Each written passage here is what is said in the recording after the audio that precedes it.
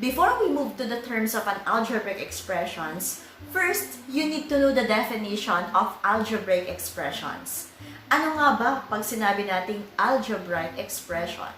We already know that algebraic expression is an anagram of variables and constants of one or more terms. The expressions are separated by symbols or operations, just like the positive, the negative. It can be multiply, x, or the division. And these expressions are categorized as monomial, binomial, trinomial, and polynomial. Hello my dear students! Welcome back to my YouTube channel. This is me once again, Teacher Tin, your math teacher for today's vlog. So if you are new to this lesson, don't forget to subscribe, like, and hit the notification bell for more updates in math.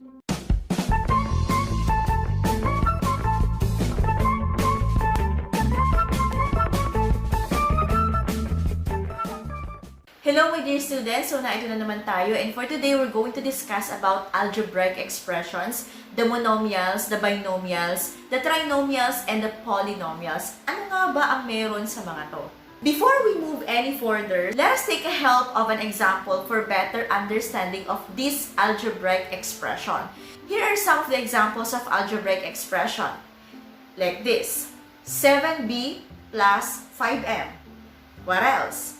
5x plus 3y plus 10. Another example, 5x over y plus 3. And x plus y plus z. So these are examples of algebraic expression. So now, let us talk about the terms of an algebraic expression. So, alam naman natin na every part of an algebraic expression, so that is separated by the minus and plus sign. Please take note that the multiplication and the division sign does not separate the terms of an algebraic expression. Uulitin ko, ang naghihiwalay lang sa mga algebraic expression is yung plus at minus. Pero yung division at ang multiplication, hindi sila naghihiwalay ng algebraic expression. So there are types of algebraic expressions. So broadly, we have 5 types. We have the monomial, binomial, trinomial, polynomial, and the fifth one, we have the multinomial. So isa-isahin natin ang mga yan. But in this lesson vlog, we will be discussing first the 4 categories of algebraic expression. Ano-ano nga ba to? So, unahin natin ang monomial. Ano ba pag sinabi nating monomial? So, from the word itself, monomial, mono, it means isa lang. So, monomial is an algebraic expression that has only one non-zero term. So, what are the examples of monomial? Okay, so let us have A. So, A, that is a monomial in one variable. A. Okay, so another one, 10ab squared.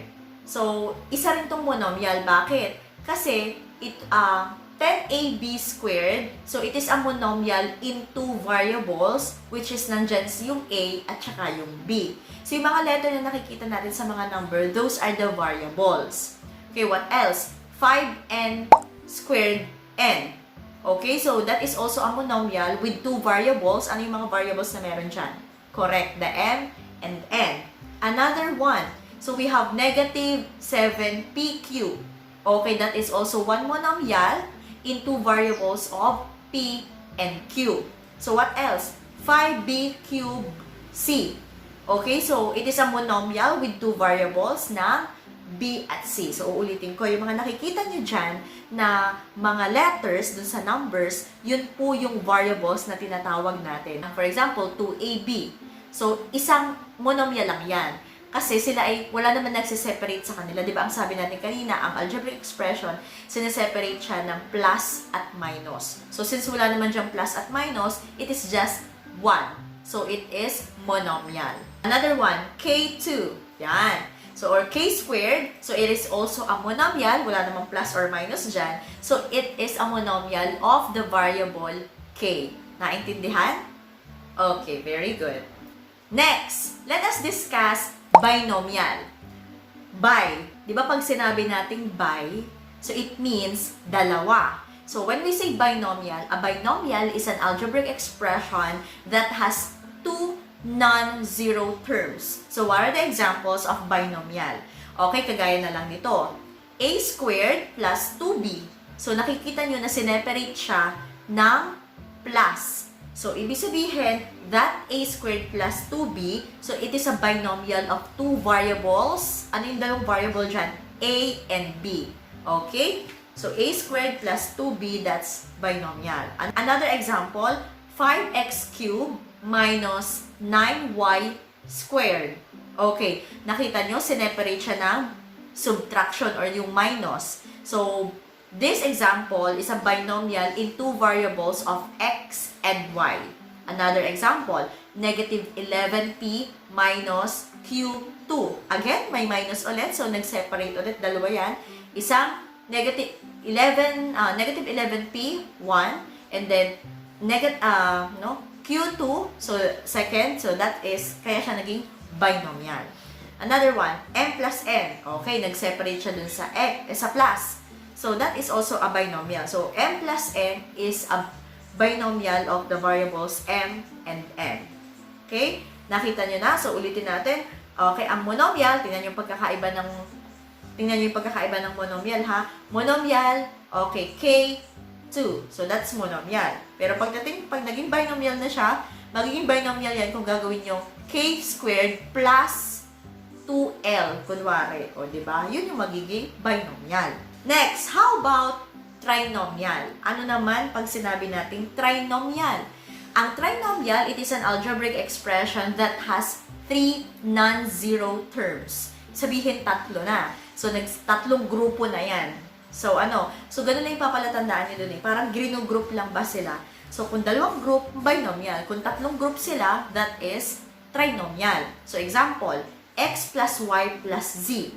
So, trinomial na yan. Kasi, nahati na sila ng plus eh. So, isa ang x plus y, so pangalawa, plus z, tatlo. That's trinomial. And tri means 3.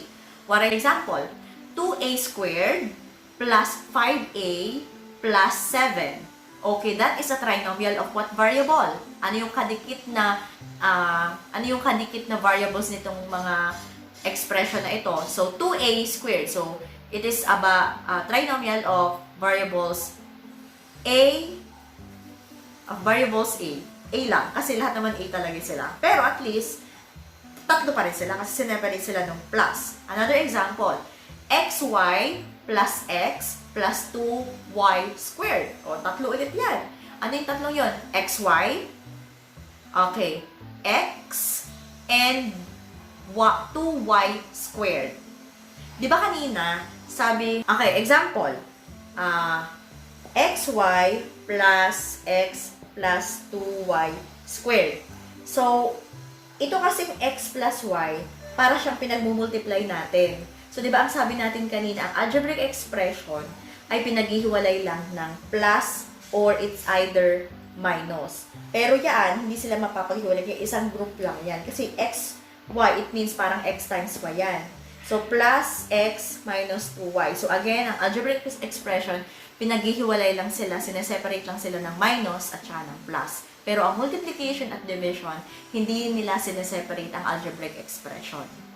Next, let us move on with the polynomial. Ano naman pag polynomial? Poly, ibig sabihin, madami na siya. Hindi na 1, hindi na 2, hindi na 3, more than 3. So, if we define polynomial, polynomial is an algebraic expressions that has one, 2 or more terms.